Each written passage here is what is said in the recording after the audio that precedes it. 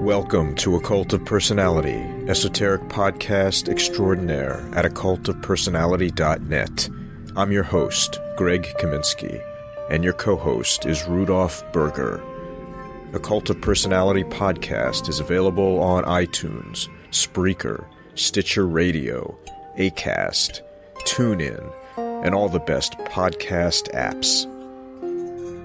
This is episode number 180, featuring an interview with Craig Williams about his new book, Entering the Desert. Occult of Personality podcast is made possible by you, the listeners, and by the subscribers to the Occult of Personality membership section, as well as our patrons who participate via the Occult of Personality Patreon campaign. Occult of Personality podcast is also sponsored by Miskatonic Books, an online store that focuses on the esoteric, occult, ceremonial magic, Freemasonry, Rosicrucianism, witchcraft, the Golden Dawn, as well as dark fantasy, classic horror, and supernatural fiction. They carry books by all your favorite esoteric publishers as well. Just visit miskatonicbooks.com.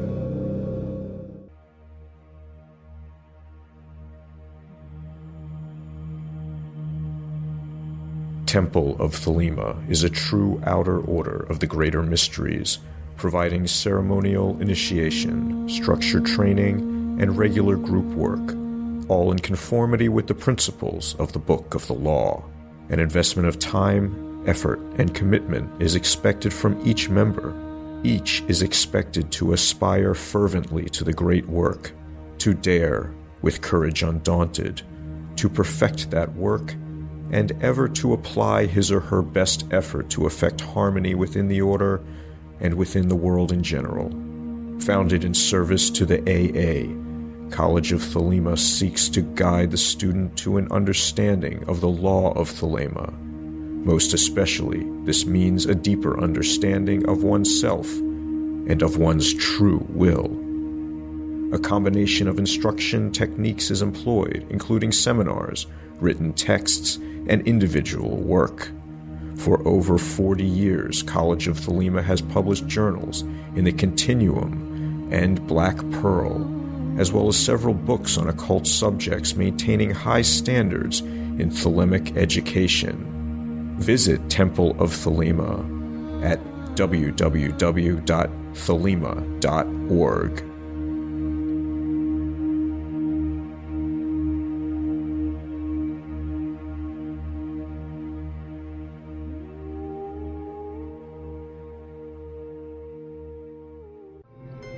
Now, in episode number 180, Craig Williams returns to the show to talk about his most recent book, Entering the Desert, Pilgrimage into the Hinterlands of the Soul, published by Anathema Publishing. Available via www.anathemapublishing.com. Practitioner of Ayurvedic Medicine, Vedic Sciences, Gnostic Spirituality, and Martial Arts, Craig Williams is also the author of Cave of the Numinous, Tantric Physics, Volume 1, as well as numerous articles on health, martial arts, and authentic initiation in the Kali Yuga. Craig's most recent book is a brilliant and terrifying guide to the lonely, barren spaces of the soul, where we can descend within to realize the self. In the modern landscape of esoteric books, Williams' work stands out as defying classification, being grounded in practice, and engaging with reality on its terms. I highly recommend it. Craig Williams, I want to welcome you back to Occult of Personality podcast. It's really excellent to speak with you again. Thank you so much for joining us. Oh, it's my pleasure, Greg. It's always wonderful to be on your show. You have been on the show many times before, to be honest with you. In fact, you may have been on the show more than any other guest at this point. Yeah. Which is good, because I have to say, I think the episodes you've been on, which a couple of which have been really excellent roundtable recordings. Those episodes have been by far the most downloaded of all of them. Well, that's interesting. Yeah, it's an honor to be a part. So you always have such interesting questions. So it provides us some really cool atmospheres to dive into for discussion. Oh, thank you. I hope to keep up the trend here. Definitely. So maybe you could tell us a little bit about your new book. That's the reason, really, we're talking today. Your new book entitled Entering the Desert, which is incredible, but I'll let you describe it for the listeners.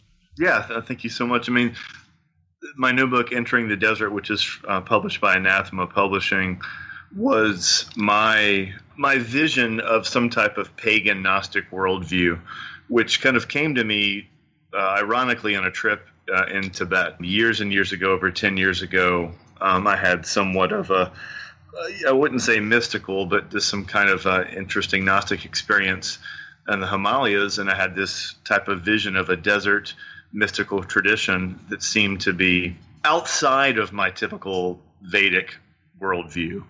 And so it always kind of kept it in my mind. It was something that I always thought about. And then I slowly kind of plotted it out over a couple of years, 5 years or so. And then it started to literally kind of come alive. And so I kind of wanted it to be almost a type of manifesto of how to live within modernity, but also have a radical world-affirming Gnostic view. And so that was something which I kind of wanted to do. I think a problem is that so many people have a radical disconnect between their spiritual life and their mundane life. And so it becomes really kind of totally surgically separated. And when that happens, we can have some significant problems psychologically, spiritually, even socially. So although the Enter the Desert text is a strange, mystical text in some parts, it's also a very down-to-earth, practical text in other parts as well, too, which hopefully you could see by reading it. So that was kind of my vision, and that's why I even strove to keep Sanskrit out of the text. I wanted it to be something which, if someone had no interest in Vedic studies, Tantra, anything, they could come to it and still kind of take something from it back to their own system. Hopefully that makes some sense. Yeah, absolutely. Thank you. Craig, why do you find the desert ascetic such a compelling example for the solitary practitioner? What is it that this desert in the soul has called in you?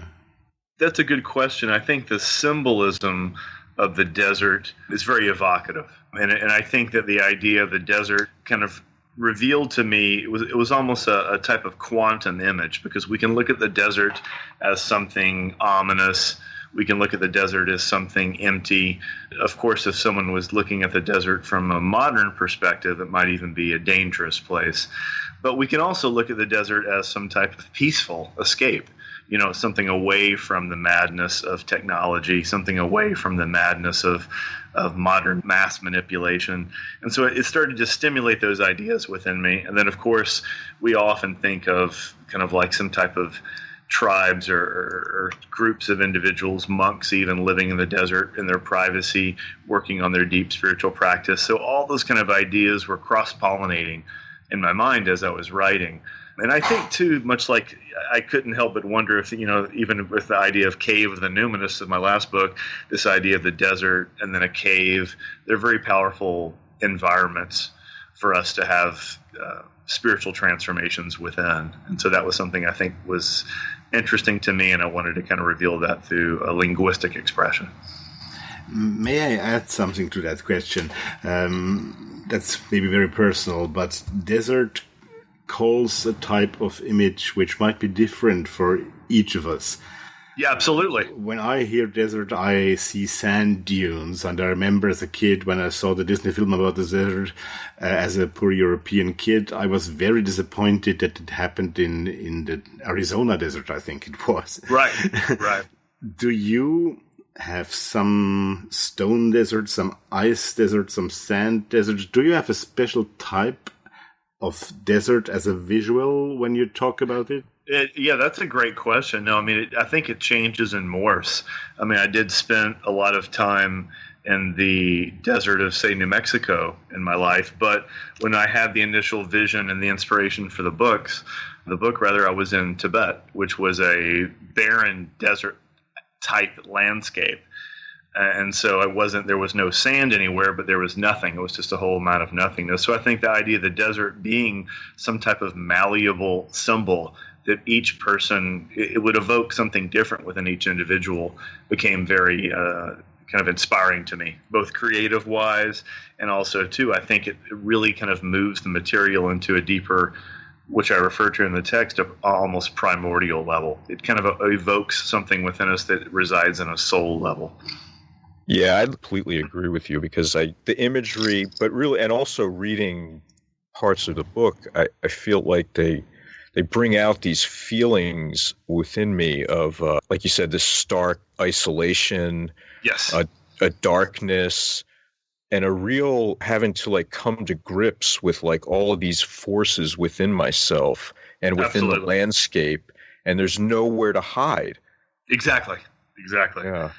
Yeah, and to me, that's almost like the most powerful antithesis of modernity, right? In the modern world, we're constantly seeking to manipulate it. We can control the environment, we can control the lighting, we can control so many things, and many people live in a completely artificial environment. They have completely artificial light, artificial sound, noise pollution. So the desert is completely opposite of that. You're taking away from all of that and kind of left just with yourself and the environment of starkness, and that can be frightening, inspiring, ominous, primordial. All these interesting images can really be evoked with that idea. So that's kind of what I felt in the vision I had in Tibet, in the deserts of Tibet, and I sought to kind of bring that out into an expression via a book, which wasn't just dry and empty text, but some type of kind of inspiring mystical text as well. I like when you say the feral hunting ground of shadows and light. Yes. That image. Wonderful. Yeah, it is. I think that's another kind of idea which I wanted to really bring up, is that this idea of the soul being this beautiful, happy place. Right, that's a very kind of an idea that's often pushed upon, that if someone has a mystical experience or a soul experience, that it should be peaceful, it should be balancing, it should be calm. But quite the opposite, actually, and even particularly in Eastern traditions and other traditions, the experience of the soul can be very scary, very dangerous, it can feel very ominous as well too. And so that's something that the desert to me symbolizes as well too. And on the surface, the desert seems empty, but there's so much going on that we don't see. And at nighttime, it comes alive. And so that's much like the different phases of the soul we have as well, too. So all those things were kind of morphing in and out of each other. And I think that it also kind of signifies that we're directly connected to the environment that we're in, and that our spiritual life can only evolve in relation to the particular atmosphere or environment we have for it to grow within. And that's a frightening concept if we look at the modern world, right? Absolutely. That alone is an interesting idea that I think we have to look at if we want to see how systems are going to grow, how systems are going to evolve, and also what tradition with a capital T means in the modern world. It's very interesting to me, these ideas. I agree. Would you give us some insight into the dangers of modernism as a worldview, and how this is especially dangerous for esoteric practitioners? Yeah, I think that's a great question. That was something that was always on my mind as I was germinating the book, Entering the Desert. And I think that from a Western perspective, we see time as linear, and then we see time as this constant progression to something being better and better every year. It's kind of an underlying idea. But yet in reality, when this doesn't happen, it becomes very threatening to people, and they can't understand. We can see this now. People have no concept of the circularity of time, right? They have no idea of cycles coming and going. We think that anything that happens in our lifetime has never happened before, and we've never seen it before then, so that anything that comes up, people don't seem to be able to adjust to. So I think the modern world, we use that term modernity. What does that mean? And that's a great idea as well, too. And to me, it means a disconnect from the natural environment. I think on a fundamental level, the danger of modernity is starting to create artificial mind spaces, artificial environments of literal physicality. And then also those two things start to really, as what I touched upon previously, those things start to really influence the limitations of spirituality. You know, if you have an artificial worldview and an artificial psychology living in an artificial environment, what kind of spirituality is that going to produce? Right? It's just going to be, at best, an ego-produced spirituality, which on every level is going to fight to protect and establish the status quo. On the worst level, it becomes a type of secular humanism, which turns science and technology into the gods. That's something to me that's a very dangerous idea, which I see happening a lot. And it's always been a theme in my own spiritual practice, was to get reconnected to the natural world. And what does that really mean? I was very lucky to grow up in a time when I didn't have computers as a kid. We didn't have the internet. And so I think that that's a unique worldview. Some people don't know what it means to not have that technology. And so I think that the more we move away from any kind of connection to the natural world, we start to become what I typically refer to as the virus of modernity. And I think I mentioned that in Entering the Deserts. And to me, the virus of modernity is this kind of worship of a secular worldview where science becomes the god, technology becomes the god, and humanity becomes deconstructed to this almost samsaric garbage type factory, if you will. There's the age difference between you and me. You said when you were a kid you had no internet at home. Well, I had neither, but nobody had at that time. You see, Right. Yeah. Modernity, you said, is linear as opposed to reality as we see it, and I couldn't agree more, is circular, cyclic. And right. I think most of the esoteric practices, rituals, are also cyclic or circular. That's at least my point of view. I don't know if you agree. But is there a danger? Because when Greg said, why is it especially dangerous for esoteric practitioners? Is that symbolism of the cycle the key to that? Or am I off track completely here? No. I mean, I think that I would agree with you. I mean, we, at least with all the systems and the traditions which I've dedicated my life to, the idea of a cyclical expression of that is absolutely what we would come to see as the paradigm that we would want to operate within. I think that when we move out of that cyclical, conception, that's when these ideas of modernity and esoteric practices becomes a slippery slope, and it becomes very confusing. For example, I mean, if you look across the modern spiritual landscape now, in particular, like let's say the occult culture, the esoteric culture, there's a massive amount of people who are turning it into a business, right? We see people marketing online webinars to make money, turning magic and sorcery into some kind of like system of almost like life improvement, almost like a Tony Robbins, but some type of spiritual thing is grafted on top of that. And to me, that's just the ultimate example of the virus of modernity, of like this completely commercialization, commodification of anything that can get its hands on. And I mentioned that in the chapter of the wilderness and the Entering the Desert, where the images become commodified, teachers become commodified.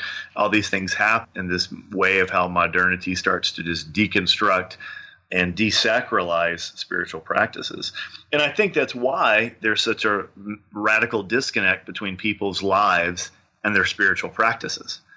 It's like they don't see everyday life as spiritual. It becomes so insular and related. And so then anything that happens in their personal life, they don't seem to be able to handle it. They don't seem to have a spiritual perspective for it. At least I see that in the majority of people that I'm encountering. That was one of the reasons why I kind of wanted to write Entering the Desert in anything. I'm not sure if you agree with me on that, but I see that as a massive problem. Oh, yeah, no, I agree with you. Absolutely. Yeah, I definitely do too. And this to me also echoes a lot of this ideas of spiritual materialism and the idea that you can use spirituality as some sort of self-improvement program that you're going to transform into something greater than you already are, as opposed to, kind of like giving yourself over to this process that's greater than you could ever imagine it to be. Exactly. No, I think that's true, and I think that the idea of spiritual materialism is kind of thrown around a lot, but yet we see it happening constantly today, particularly within the current world. And so, images are turned into what used to be like handmade art. Now, of course, is turned into digital images, which are used to sell things or which are used to be shared as memes. And everyone sits around and jokes and takes like special words from their tradition. And they're always joking within each other. For example, which is a concept which I touch upon in Entering the Desert, which is that how humor is used to commodify something, right? I mean, you would never see, for example, a Hindu, a Muslim joking about their tradition or taking buzzwords and making memes out of them or laughing at them. I don't think you'd see a Jesuit priest do that. But yet that's rampant in the modern occult scene. And if you challenge it, then you're looked at as, you're the one who's called insane. So I think these ideas, that's another example of that virus of modernity just kind of like slowly seeping in and insidiously kind of infecting everything. Yeah, certainly. When I hear you talk about the desert and what it calls in you, there are two terms which come to my mind. One being time, the other being patience. To those to relate? Yes, I think that's really interesting that you bring that up, because the idea of patience particularly is key, because that's one of the things which, as I was writing Entering the Desert and thinking about that system, it's something that we are really lacking today, is this idea of patience and commitment to a spiritual practice. That was another kind of impetus behind Entering the Desert. Was I would meet a large amount of people who were looking for some kind of spiritual practice, and they would even claim to be involved in a spiritual practice, but yet when you would ask them what they would do, there was nothing there. It might be buying books and collecting pictures, putting art up the wall, but when you really dug a little deeper, there was not what we would call from India a sadhana, a spiritual practice. And so that was one of the ideas. I thought, well, there has to be some way to show that someone could have a pagan Gnostic spiritual practice without having to just kind of, like what Greg and I have talked about extensively, without having just to take something from the East. Right, Greg? I mean, that's one of the ideas we see in the Western esoteric system, is so much of what they have is just something taken from other Eastern systems. So I thought there must be a way, there is a way that people can manufacture an infrastructure of practice, of daily practice, but that takes time, and it takes dedication, and it takes commitment, and it takes patience. And those are things that, for sure, the modern world either claims to not have enough of or wants to speed up. We want to speed up time because we don't have the time to sit down. We don't have the time to have a TV show longer than 15 minutes or 30 minutes, or we can't read books anymore. It has to be a short article and things like that. So I'm glad you picked up that idea about patience and time, because those are the two kind of key areas where a spiritual practice has to evolve within. Yeah. And you can't really accelerate that. Any attempt to accelerate that becomes a very dangerous project. Even if there is an attempt to accelerate that, for example, within Tantra, people would say, well, Tantra is an attempt to accelerate some kind of process. It is, but it's also inserted within a massive tradition of philosophy, metaphysics, ontology, medicine. And so all these things are there to prepare the person, which once again, it's an entire worldview. So you have to have that. So that desert worldview, it has a lot going on, as you can see when you kind of dive into the book. Yeah, absolutely. Since we first met in 2012, we've spoken at length about this. You mentioned it just now, this gulf between established Eastern traditions versus more syncretic and many ways, I would say, incomplete traditions in the West. And I'm curious if you've seen any change since then, either positive or negative. That's a really good question. I definitely don't see it getting better, sadly.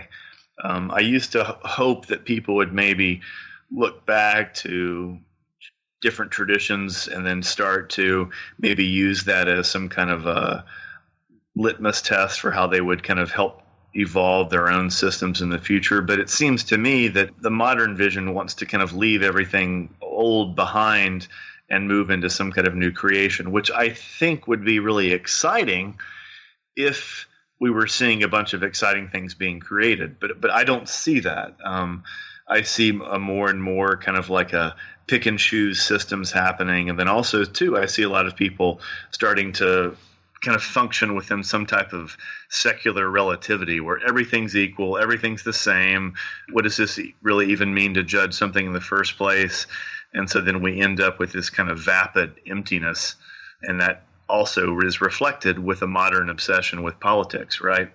I mean, we see that with people are becoming more and more obsessed with things that are less and less connected to their everyday lives, and then less and less having what I would call discussions about theology, right? I mean, if we look at any kind of system of like Gnosticism or occult practice, I would want to see like extensive philosophical discussion within those systems. We don't see that now.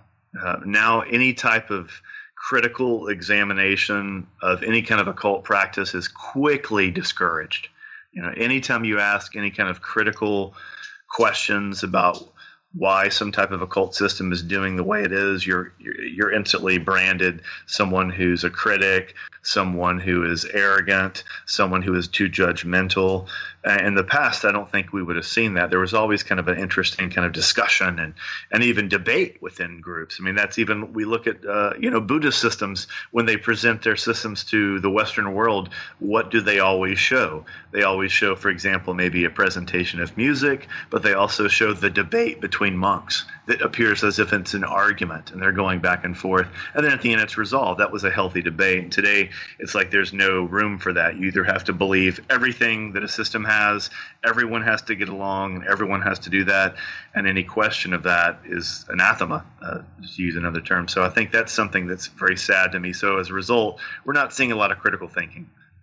We're not seeing a lot of, of evolution of new ideas based on, sound ideas as well.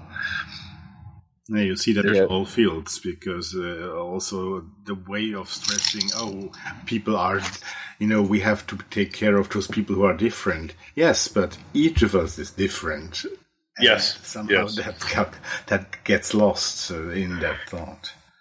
If I could just add, I mean, this is a really crucial point you're making. I mean, one of the ways it's described in the tradition is in the Kabbalah, they say that the iron is the symbol of wise men, right? And this is the whole idea that, there's a clash, and the victor in terms of view or philosophy or practice or whatever is victorious, is the winner and takes the field, right? Yeah.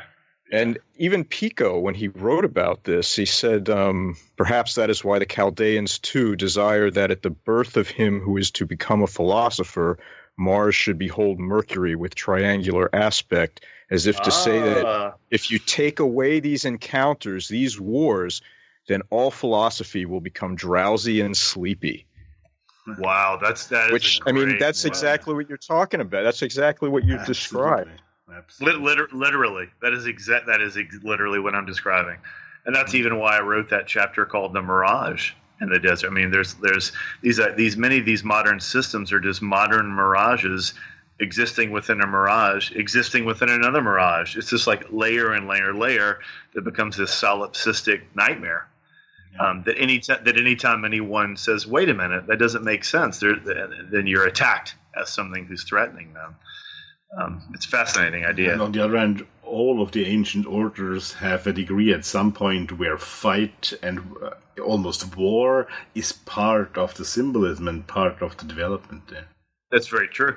Yes, absolutely. And I think that we even see that now with this. I see a radical disconnect between people's bodies and their spiritual practice. Right, the idea that we must take care of our physical health in order to have a healthy mind. We don't see that pushed enough within the occult world and even in the philosophical worlds. And most of the other systems, particularly in the East, there was no way to separate them. Right, The physical body and the mental body were the expressions of the soul. And so I think that is something which we see disconnected now too. People are kind of like struggling to understand their bodies.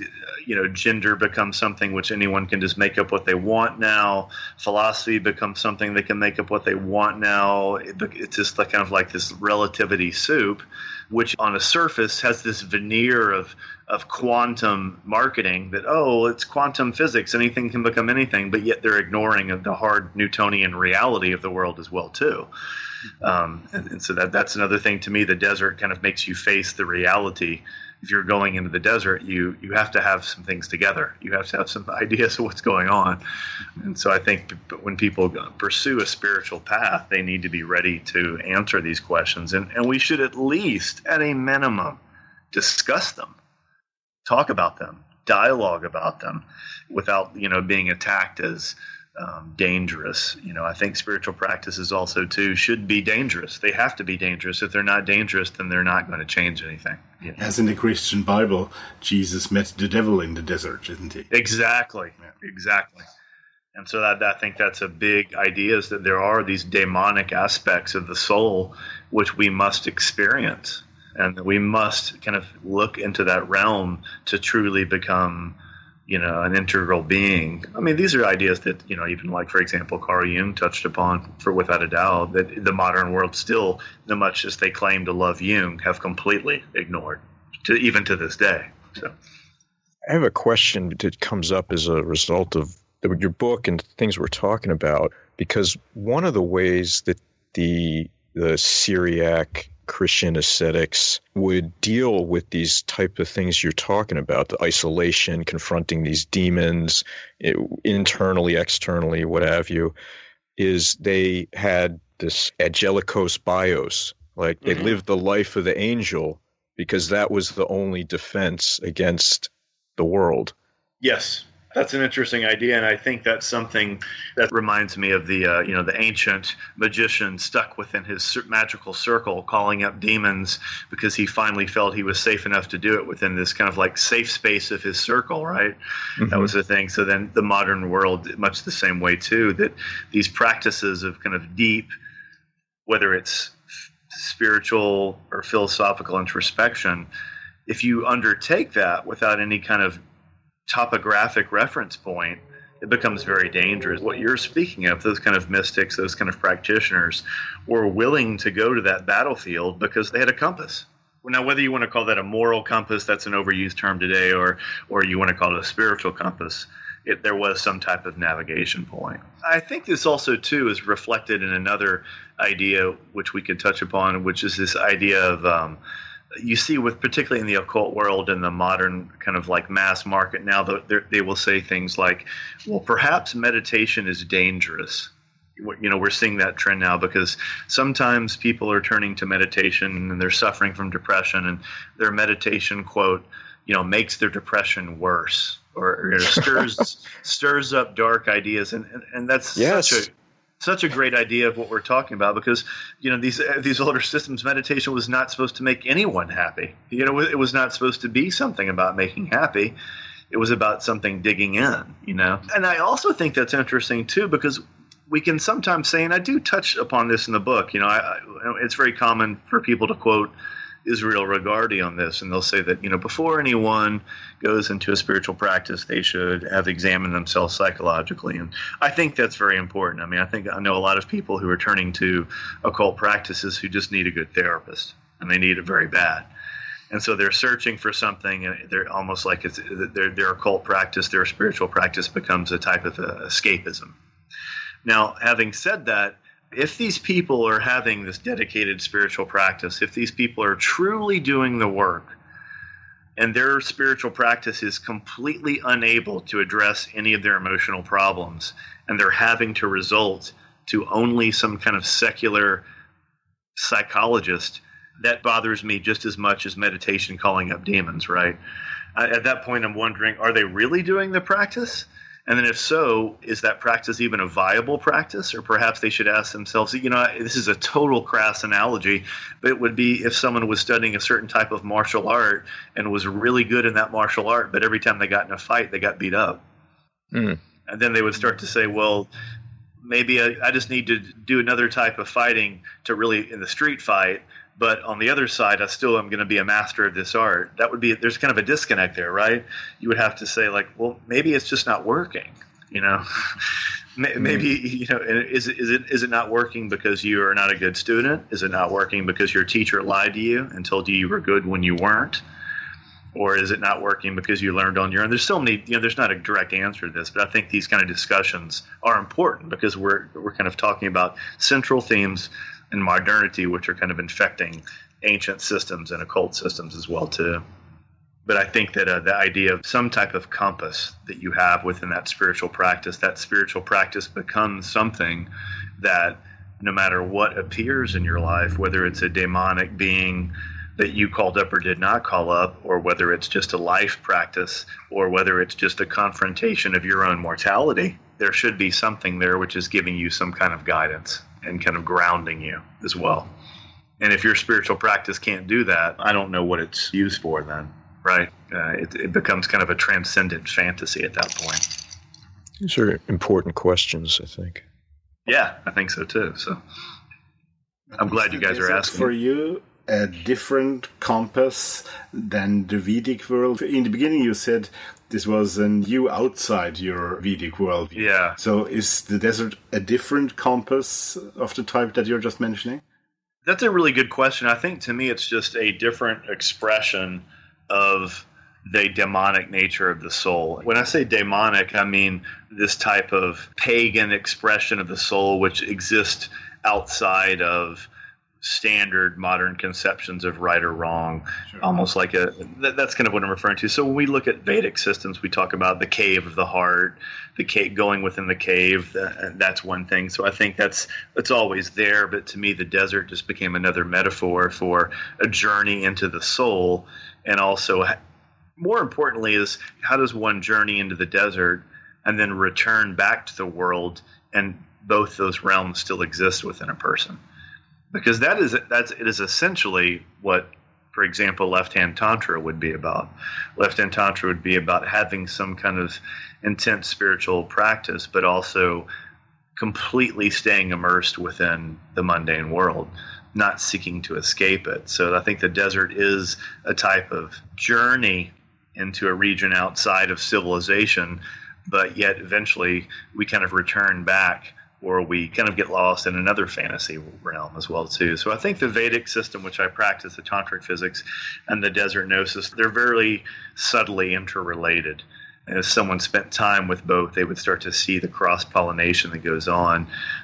However, I did feel that it was important to express the desert Gnostic ideas within a different linguistic structure, with an entirely different framework, because I do think, and Greg and I have had really fascinating discussions about this, that a lot of the Eastern concepts are just, it's very hard for Western minds to really grasp it. And to be able to grasp it takes a substantial amount of time and changing of one's perspective, which a lot of people either aren't willing to do or just seem unable to do. And I think that doesn't mean that someone is just lost then. That means there's a different way that soul atmosphere can be expressed. So I kind of sought to do that with the Entering the Desert text. And hopefully that kind of showed a little bit when someone reads it. Yeah, I think it does. You've spoken at length in previous interviews and recordings about the differences between ultimate union or moksha and kaivalya, or this cosmic isolation. And I'm wondering if you could just briefly review these and why it's important to be aware and consciously choose one, and how that's reflected in Entering the Desert. That's a powerful question.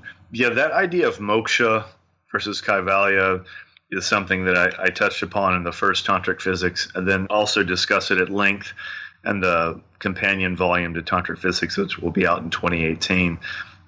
But I think this idea of this moksha is kind of complete dissolution of, the drop falling back into the ocean. It's a complete losing of one's individuality, which to me it's kind of indicative of even the modern obsession, right? The modern world has this kind of ersatz or kind of fake marketing of you being an individual, but what it really ends up being is a bunch of people just blending into a sea of nothingness. Everyone just becomes the same. And so I think that moksha idea of everything just kind of blending into one is a fundamental idea on some level, but for a true spiritual transformation, this idea of kaivalya, of something having this distillation of one's essence and retaining that sense of consciousness, is a completely important idea to consider and to explore. And that becomes something that for someone to do that, for someone to not just wish to disappear into nothingness, but actually kind of distill some part of their consciousness into this cosmic, when we say isolation, but it just means, I also think we could refer to it as a cosmic distillation. Because I think for many people, isolation is scary, right? We think, but then we can also think, and I touched upon that in the chapter called The Cell. I mean, the idea is that we have to have some type of Gnostic isolation for us to grow. We have to have some Gnostic isolation to kind of let our body heal, protect our mind, and also to be able to go deeper into our esoteric practices. But yet we have to be sure that doesn't become an excuse for escapism, that doesn't become an excuse to avoid interacting with life and the different levels of reality that it shows us. So I think that we could say kaivalya could be a type of cosmic distillation that to our dedicated spiritual practice, we're able to start literally create something which we have as a type of compass. So that literally, this is a very sobering idea, so that literally at the time of death, we are not afraid. That we literally have some type of cosmic kind of compass for us to use, as opposed to just this nothingness. And that's it's a heavy idea to think about. That was something that can only come through a lifetime of practice, and that becomes the reason why every day's waking up, every day going to bed, every day, whether it was prayer or meditation, was kind of gentle reminder that one day we were really going to need this when we least expected it. I think that idea is not even discussed at all in modern spirituality. I mean, rarely. Yeah. It's more about, how can you help me make money? How can you help me be a better sorcerer? How can I have a cooler power over this demon or that demon? But nothing talks about, like, once I leave this temporary body, what's my journey next? Am I preparing myself to handle the complete dissolution of my ego? Those to me are much more interesting ideas than whether or not I can, call up a certain demon from some grimoire or something. So it's an interesting idea. And I don't see a problem with calling up demons from grimoires. I think that's great.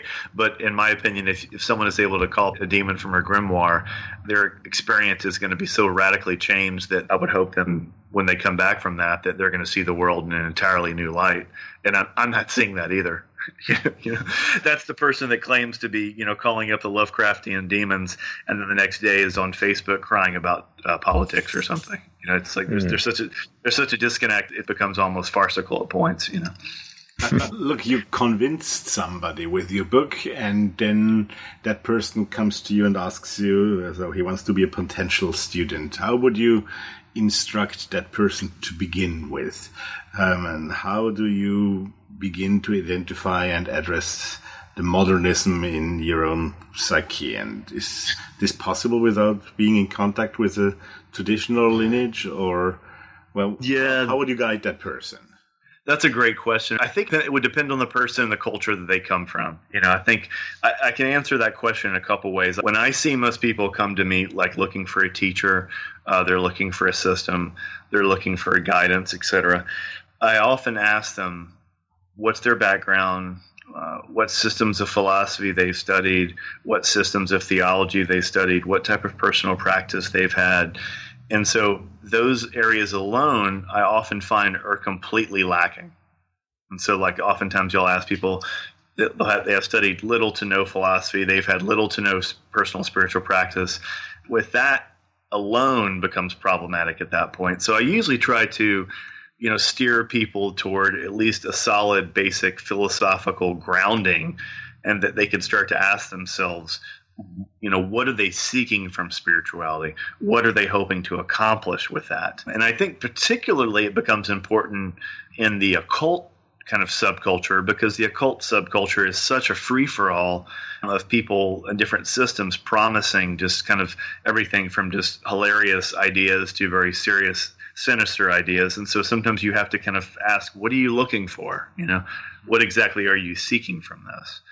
I would hope that someone who would read Entering the Desert would be able to see that, oh, okay, I see that there is this need for a dedicated, concentrated daily spiritual practice and self-examination, but this also means that it's not going to lack any mystical experience. It's not going to lack any inspiring aspects. And also, too, it's not going to disconnect me from my everyday life. If anything, it should help me become more enthused about living this life, more enthused about living this world, and less affected by this world.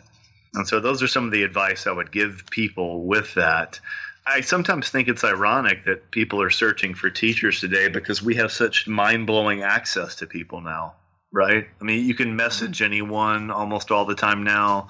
You can contact people very easily. So I think that the contact of teachers now is larger than ever before, but I just don't know if people really know what they want.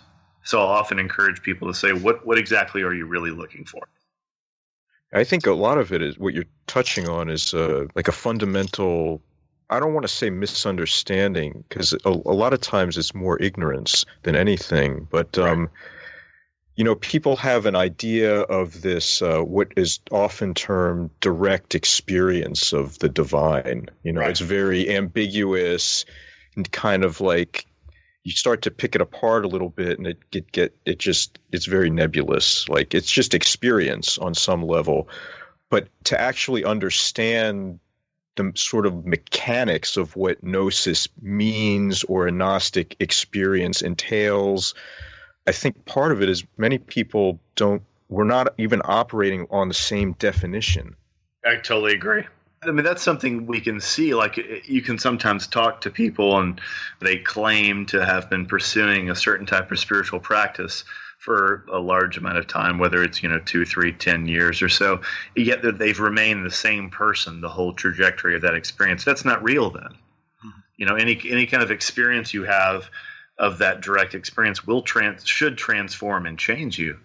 And we have to be prepared for that. And so that's something that I think people need to start to see if their spiritual practices aren't changing their perception of reality.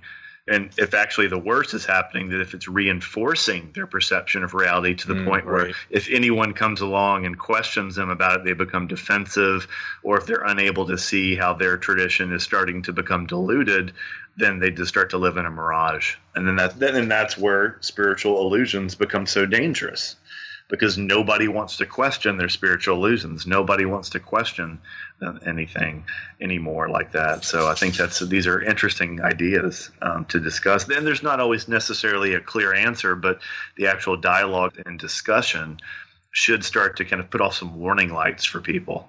They should start to say, wow, that's a good point. Oh, I didn't think about that. Those kind of things should come up more. Instead of just everyone should just be able to agree that they're right no matter what. I can't agree with that. Eastern systems wouldn't agree with that, and so that's something that these kind of discussions should stimulate that at least. But aren't we there in the same problem again, that those people would not confront themselves with, the darker side of their own being, and just stick with what they're used to, looking at the good sides, because that's how they have to sell themselves in the profane world? Well, that actually is a really important idea, and we can even see this happening now in the occult world. We can literally see now modern movements toward making things that used to be considered dark in the occult world safe. Mm-hmm. There's two ways I would say that. To me, it's hilarious, because it's just completely laughable, which is, for example, this is people trying to sanitize Crowley, or trying to turn, something that used to be, some kind of Lovecraftian dark, gods are now really about love and peace and union. It's a complete kind of like rewriting of some kind of ideas to make it safer. We can see that happening. And part of that is just because they have to make it palatable to the modern, because they're so obsessed with making it safe. They want to make it normal, which is funny, right? Because the occult's supposed to be dark, away from normal, something hidden, but yet this whole kind of commodification of occult systems, once they start to do that, they have to start sanitizing it, because once it starts to come up, then these dark, troubling aspects start to scare people, And so these dark, troubling aspects, even if someone has a dark, troubling aspect of their soul, it has to quickly be denied. It has to quickly be transformed into something else. And so we're seeing this happen now in the occult world, which to me is part of it's funny and part of it's just depressing, because you can see they're just kind of starting to build another mirage to protect themselves from any kind of threat to their belief systems. I'm wondering, you've kind of touched on this a little bit already, but what insight can you provide into the current political situation with regard to many in the esoteric community? Do the finger quotes? And do you find it interesting that so many who claim to be concerned with the eternal over the temporal, or have special insight through spiritual context, seem to be so distraught or at least caught up at the moment? Yeah, I find it absolutely hilarious. That's kind of what I touched upon earlier. To me, I literally just find it's never-ending humor when someone who claims to have this great access to some kind of deep, dark occult power is, on social media shilling for a certain candidate, as if they believe that any candidate at this point in history is ever going to be not completely corrupted. That it's just laughable at that point. And then also, too, it's kind of reflective of the fact that you could almost say the more that someone is frightened, scared, can't handle any type of change, it's like it's almost a reflection of lack of their own inner stability of their spiritual practice. I mean, look at Tibet, for God's sake. You think they didn't have some political, quote, turmoil over their years of growth? And this whole system, which continuing to evolve within even that system.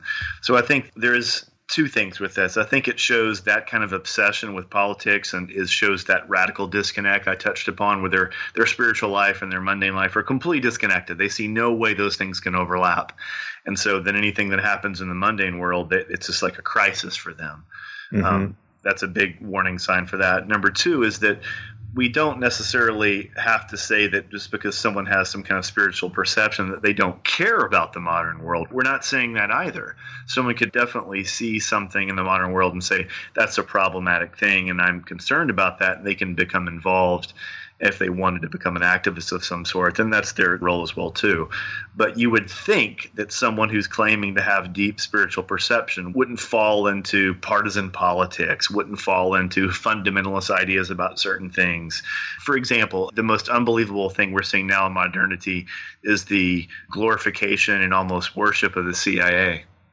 We can see that, which is just absolutely mind-bogglingly funny, because that is actually the ultimate mind game, mind kind of propaganda that the CIA would want to happen. It's like a Philip K. Dick novel. Now people are saying, oh, the CIA told us this, it must be true. And this is an organization which, basically, functions to like kill dictators, create entire fake scenarios to crumble belief systems, mind control. And so now people are kind of looking at it as some kind of like answer to their problems. It's kind of humorous, but it's also kind of scary. I think that shows that people are really lost. They don't have a philosophy that grounds their worldview. They don't have a theology that grounds their worldview. If they do, and they claim, it's not being shown. And so then they're kind of stuck into kind of falling into this, political kind of virus that kind of infects every aspect of their world. And part of it's too, it shows how much people are completely immersed and addicted to what I refer to as the techno god or technology. They're constantly watching the news 24 hours a day. Their phones are constantly immersed in that. They're just kind of living in this constant world of media saturation, which at that point, when we say that, they're getting information that's being completely manipulated, that's being fed to them, that's owned by corporations, which wants a certain worldview to come through, and anything which doesn't fit that worldview is not going to get through. It becomes literally yet another layer of the mirage that they can't see, which is kind of strange because they're claiming to be such mystical masters of other things. So it's also because that creates for them another layer of that safety or security. Completely. Completely. And that's why they have all those phones and computers and everything, just not to have to think about any other situation. Exactly. You called that, if I remember well, in your earlier books, you called that alchemy of danger. And I loved that expression, because that's exactly what you're talking about and what is missing in such a situation. Oh, completely. Yeah, I think that they're constantly kind of creating this kind of layer of security that the modern world can kind of give, but also, all it takes is one flip of a switch and that's gone. Yeah, and then that. And that's also reflected too in this obsession with artificial intelligence, right? Now that's become like the new god. Like, if only we could be like a computer, then it would be magical, and they try to refer to the brain as a computer. And although there are some mechanistic aspects of it, it's much more, we know consciousness is much more complex than that, right? And so, but I think that does make people feel safe, because then it becomes something they can easily kind of wrap their mind around, and it becomes just a constant security blanket. And anyone or any being which threatens that, is completely seen as dangerous, What an easy way to manipulate them, by turning the switch off. Oh, completely. Yeah, and then they become addicted to that. Everything has to support that. And that's even why I've been such a, harsh critic of digital art, because digital art just makes, it's like less and less a physical contact with the actual materials. To me, it's almost like, digital warfare. It's like, if we have wars and people are like literal brutally killing each other in front of themselves, that's a whole different ballgame between two guys sitting in a room, pushing a button on a computer screen, blowing up whole villages, right? There's this kind of disconnect from the actual engagement in the creation of something or the destruction of something. And that's that more kind of layer of techno-god infection to me. So I think that we need to not destroy all the computers. I'm not saying that. They can provide great convenience, but we also have to understand that they can also become very dangerous if that's the only world that we're living in, which literally becomes a quote virtual reality of a fantasy land. And that's why I think a lot of people are attracted to many occult systems. It becomes like a virtual reality of fantasy land. They can kind of escape their lives, and they never have to really answer to anything, because no one's going to ask them any critical questions about that once they kind of get into that realm. Challenging idea. These are kind of very important ideas for us to think about as we see traditions kind of continue to become destroyed and commodified, diluted. There has to be some people that called the watchers of these traditions that could at least kind of uphold some kind of perspective for people to understand what does exist on the other side. Yeah, it really strikes me how much entering the desert, the act more so, but your book as well, is really an antidote to this whole situation. Not necessarily to simply go in and not come back, of course, but right. But to really come to grips with reality as much as we're able to anyway. And I know that that's difficult, because when I say that, a lot of people listening may be, kind of superficially saying, well, what does that really mean? Aren't we in reality already? And I would say, no, we're not. We're pretty much in a 99%, mentally created matrix of Absolutely. Our own making, mostly. But, a lot of it we're fed. If you buy into it, like you said, with, fake news or worship of the CIA or what have you, then you're just making it easy for them. It becomes incredibly easy to manipulate it. For example, if someone has a strong spiritual practice, a strong pursuit in any kind of occult practice, it should make them less easy to be manipulated. But the exact opposite is happening. Nowadays, it's almost the more people are involved in occult practice, the more easily I could manipulate them within 10 minutes with a textbook 1, 2, 3 of kind of mind control. It's very sad. It should be the exact opposite, right?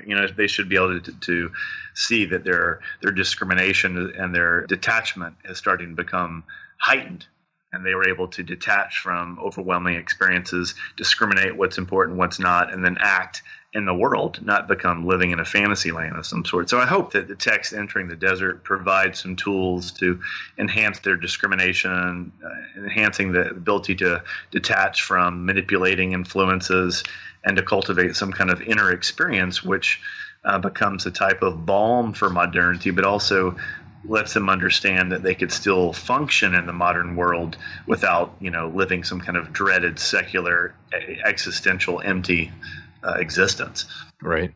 which is very tantric actually, but some people might not see that at first. But the idea of living a tantric existence is being able to see your life as a work of art that you're creating. Art should be very an individual expression, used by your own hands, crafted by the soil, and the flesh and blood become the actual mediums through which you create your own, expression.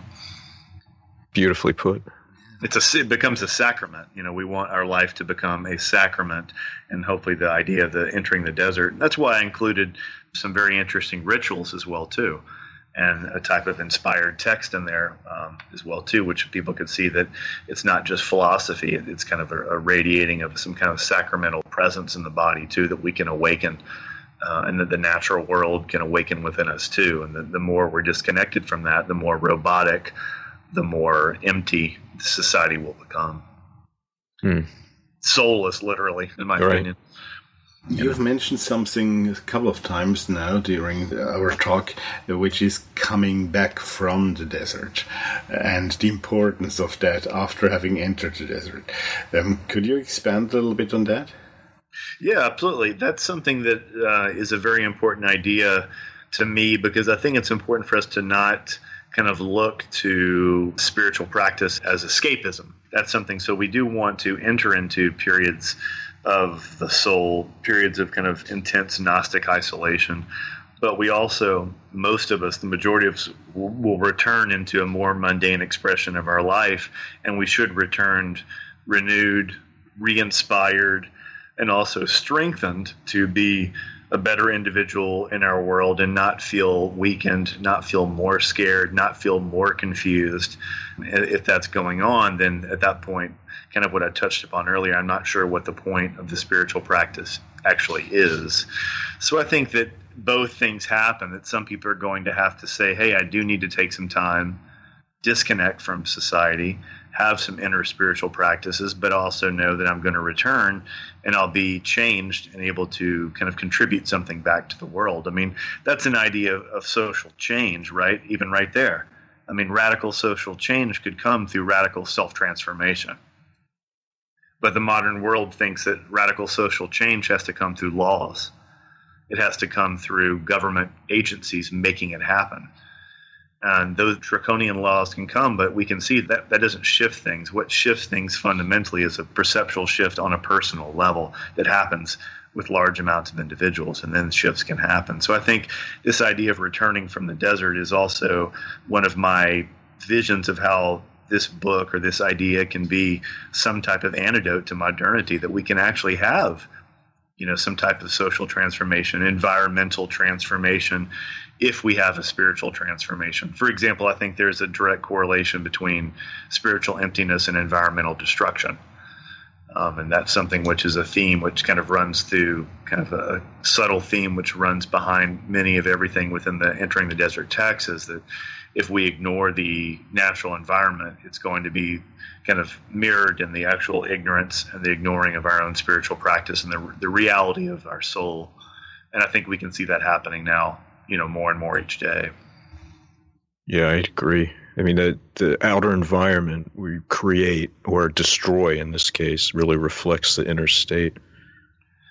It does, and we can even look at it at another kind of level and say that some kind of egoic realm, if this mass consciousness is kind of possessed and or manipulated on an egoic level, then destroying the environment would be in its best interest, right?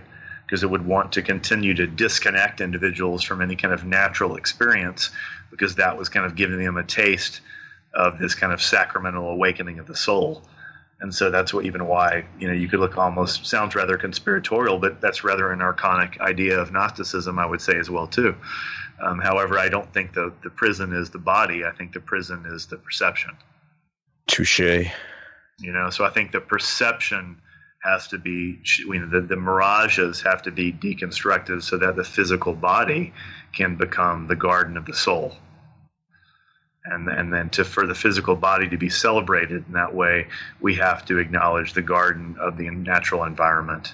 And for that to happen, we have to make some radical changes, and no laws can enforce that. that's only going to come through. Sounds a bit like Pentillinkola, doesn't it? That's actually funny. Yeah, I guess you're right. I do. That's interesting. So I think I would have to agree with that. I do. That's an interesting insight. It's a connection which many might be uncomfortable with, but I will comfortably tip my hat at that and say thank you. So. But I think these ideas are something that it stimulates a certain conversation, which takes us into areas of dialogue about problems with modernity, which we can see that really aren't that disconnected from a spiritual practice. That's when we start to see that, any kind of alchemical change in the physical body is going to be mirrored in some type of transformation in the world. And then any kind of a manipulation of the world is going to have some type of reverberation into our physical body and our spiritual realm. And to ignore that is foolish, and one does it at one's own peril. So, yeah, well, that's the Hermetic principle, nothing else. Exactly. Absolutely. And so, it seems to be, common sense, but yet we're seeing it being kind of ignored and pushed away for sure. Yeah. And then I think we have to acknowledge that there's always going to be an element of danger. The only way we can see some kind of change and some kind of transformation is if there is just the option for some kind of dangerous things to happen. And the more we seek to sanitize and stop that, the more it comes out in really chaotic ways. It comes out in really strange ricochets of the psyche in many different ways. And so if we seek to continue to suppress that, it will find its way out. It really will, and it'll find its way in some kind of truly demonic expression, which is in many ways and often at that point, completely uncontrollable. Yeah. And important things to discuss and consider, I think. I'm wondering if you would share an example of a practice that would allow someone to begin to create an atmosphere of isolation and intimacy with reality. Yeah, I think on the most fundamental level that individuals need to start to have extensive periods of time in nature. I think people need to significantly start kind of reorienting their schedule so that whether it's, once a month or 2 or 3 times a year, that you can literally have a place to go in nature away from artificial light, artificial sound, the influence of technology, and kind of immerse yourself into the elemental primordial world. And we can clearly see that mirrored in even medical research, where we see that, levels of stress hormones, cortisol, will drop within 24 hours once people are camping. Circadian rhythms start to renormalize once people spend 2 or 3 days camping in natural light. And so I think that is a fundamental thing that people need to do. And I think that unless people at least start to do that, then it's to deconstruct the other modern mirages becomes a real challenge. Now, how easy it is for people to do that, I guess, depends on where they live, right? But we can still start planning. I mean, I'm always shocked at how everyone seems to be able to get the newest iPhone update, but yet people can say they can't afford to go camping 2 or 3 times a year or something. Yeah, right. And it's a challenge if someone has a family and things like that. But then you kind of start to say, well, those are my challenges, and so that's my unique challenge, and I have to come up with a unique solution. For every system that needs to be adaptable to the unique expression of the individual, and that individual also has to adapt a little bit to the system. There's a reciprocity there, and I think that's that kind of alchemical reciprocity which we have to have back and forth. If that happens, then we can see true change. I completely agree. I would echo exactly what you're saying. Being in nature for extended amounts of time is healing, and I think it does open one up to a lot more of these spiritual impulses or mystical impulses. Mm-hmm. And there's also the element of danger there, and you may not perceive it, but I can tell you, having contracted Lyme disease last summer, or maybe sometime sooner, that it's not a safe space. You can contract a deadly disease. You may not even know it when it happens, right? But I still will go out there because it's worth it. It is worth it. Yeah. because you can contract deadly disease in modernity and not know it for a long time as well too. Good so point. it goes back, but that's a powerful example, Greg. That's so true, and it's very important for us to understand that and kind of embrace that as well too. But I think that on a fundamental level, there's so many things we can go back and forth about what one should do, but I think that needs to be the first starting point, because then you have a chance of kind of clearing out your head of what's artificial and what's not. And if you can do that and couple that with a spiritual practice, even better, Right. And that's Thank you. one of the dangers that lies within many of the spiritual practices, Western spiritual practices, which came into being in the 19th century, in the Victorian era, etc. They were so high magic in the minds and the body and nature, and the other side, if you wish, has been pushed out of that spiritual experiences, and that's a danger to me for the very reasons that you just mentioned. Oh, completely. I think that is a wonderful point. I'm glad you brought that up. And that's where it becomes almost just like a mind virus, right? It becomes infected on a mental level and this imaginative level. And that's kind of something I touched upon in the book, too, was there's a very important difference between the imagination and the imaginal. The imagination becomes a fantasy land that people can manipulate things and they seek to escape from. While the imaginal is an actual mystical experience, which actually shifts our perception in ways that sometimes we can't go back from, right? And so that's something that the natural world does provide doorways into the imaginal realm that the standard imagination just can't, no matter how much, quote, virtual reality you're living within, And I don't think I could have written or even been open to the insemination of the idea of entering the desert had I not spent a month in the mountains in Tibet. I don't think that would have come. So I think that is a type of treasure or a terton that I brought back from that journey or that trip. And that was a very challenging thing to kind of eat and then have to somehow digest it and then construct it and put it back out. I was changed by that practice that's the best thing we could hope for, but it's not easy. But I think that is very important. Those Victorian systems, those magical ideas, that's when they started to become a type of escapism. It became a total spiritual escapism as opposed to these kind of journey back into the primordial, wilderness of the soul. So we have to return to that on some level. If there has to be some balance of that happening for some individuals, and hopefully some individuals will be called to that after reading the book as well. Oh, I think so. We were talking about practice just now. Mm-hmm.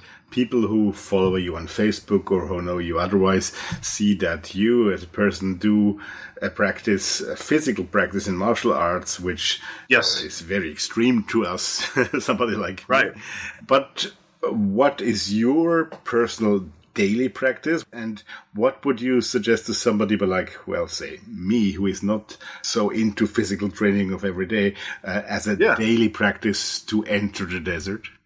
The physical side, not the mental side, the physical side. I think that's a great question. I think that, for me, the idea of practice of daily prayer, contemplation, and meditation become vital.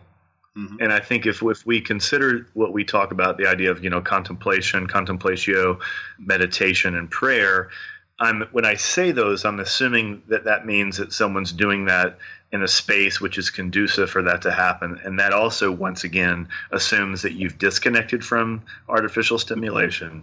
You've disconnected from constant bombardment of your senses. So I think having kind of essentially distills down is moments of silence. So the people need to have little wombs or atmospheres of silence in their life more now. And I think that's something that they really need to understand. Now, within that silent spaces, what they do can be obviously depending on whatever respective spiritual tradition they have. But the actual atmosphere of silence allows that voice of the soul to start kind of calling out, and they can kind of retune themselves to it. If they can combine that with time in nature, walking in nature, hiking in nature, even better. And then the other thing would be that they would have to like a consistent, dedicated practice of that. Doing that once a week, although better than nothing, sometimes doesn't really do much, right? It's kind of like if you ate a really healthy meal once a week and every other day during the week you ate junk food. I mean, it's better than nothing, but you probably wouldn't see much difference in your health, right? You'd probably just, at that point, it would have to be more days of the healthy food than the bad food. So I think our spiritual practice is like that too. We have to be honest with ourselves and to say, how much time and how much space am I giving my spiritual life? How much room am I giving it to breathe? How much room, how much space am I giving it to grow? So I think a lot of people's schedules are just so, hurried and rushed that they end up kind of like squeezing out the time and space for any kind of spiritual practice. So I think that is another thing that people need to do as well too. Just kind of take that inventory of time and see what's going on with that.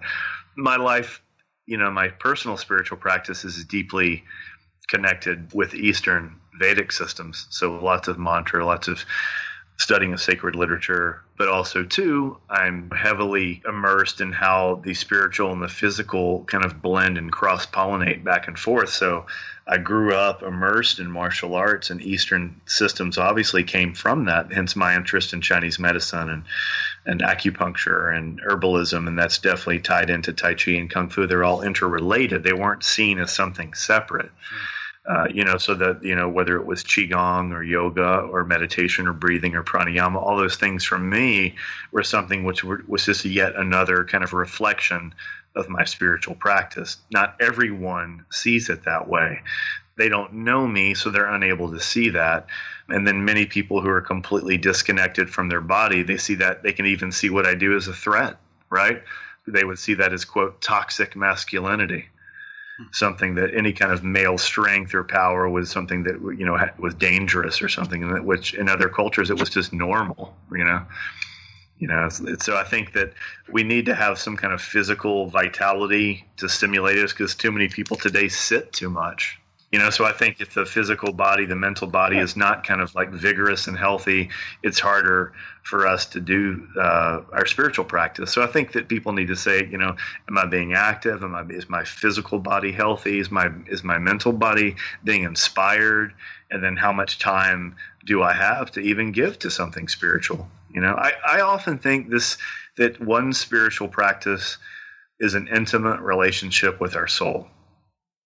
And any kind of relationship, particularly a relationship which we would refer to as an intimate relationship, becomes very subtle, and it becomes something that you have to dedicate time to, or it becomes a fleeting experience that will leave. And so I think that we have to, at that point, say, how much true time am I dedicating this for it to me to really expect anything from? If you went to a teacher in India and said, I'm meditating every day for 30 minutes for the past year, and I still don't understand, they would say, then you need to meditate 2 hours a day for another year. They would just say, you're just not doing it enough, and then other people might be not doing it at all.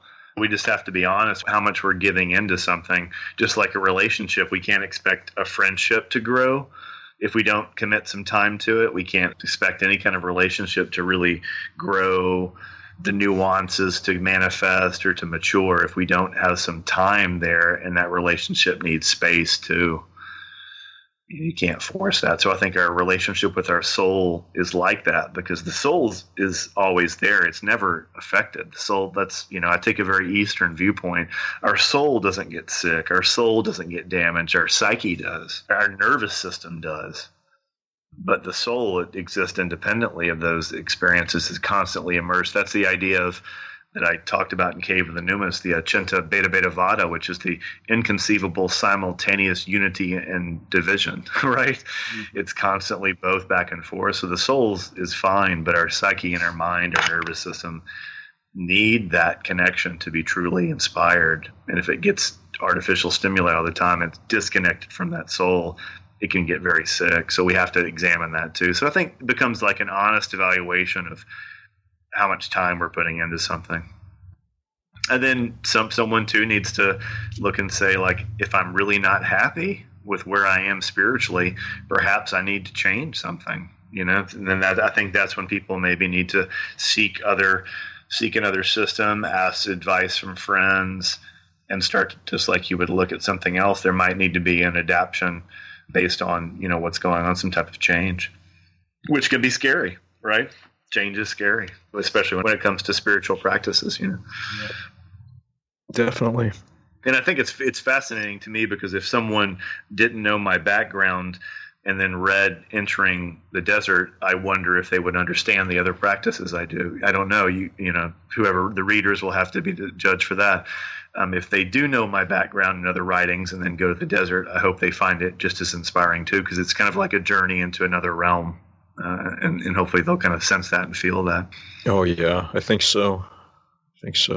I've had and I appreciate it very much, the opportunity to look at and read some of the text, and it's truly remarkable, and I highly recommend it to people. I think anyone who's enjoyed this interview is going to get a tremendous amount out of the book. And this is, I think, also one of those texts that you could really base an entire life's practice around it. I'm glad to hear you say that, because that was my goal with that as well too. So I wanted something that if someone came to me and asked me, like, what should I do, that I could say, well, here, at least you have this for about 10 years worth of material. Yeah, I mean, 10 years. I mean, people, they could literally work that for the rest of their life, I think. I mean, there's so much there. That was my idea. And so that was something because I'm unable to help everyone, and I'm unable to guide everyone anyway. But I wanted to have some kind of text which was not just a dry academic overview, but some kind of actual, linguistic and a sensorial immersion into something which they can give them the tools to hopefully go on and work something else out on their own as well. So I'm really glad to hear you say that. That's the best I could hope for. Yeah. Well, Craig Williams, thank you so much for joining us. It's always an honor and a privilege to speak with you. It's been an honor. Thank you so much for the great questions, guys. Thank you very much. Thank you. Take care. You too.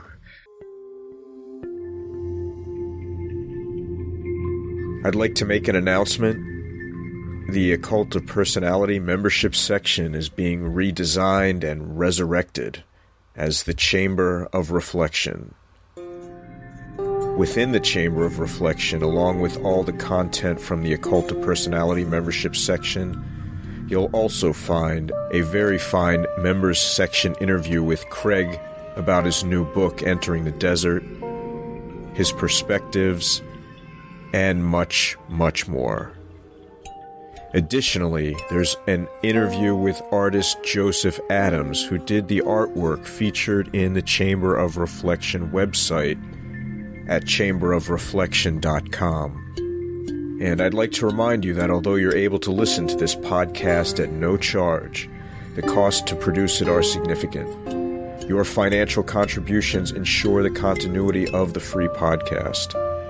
Please support Occult of Personality podcast by joining the membership section at chamberofreflection.com or via Patreon at patreon.com/Occult of Personality.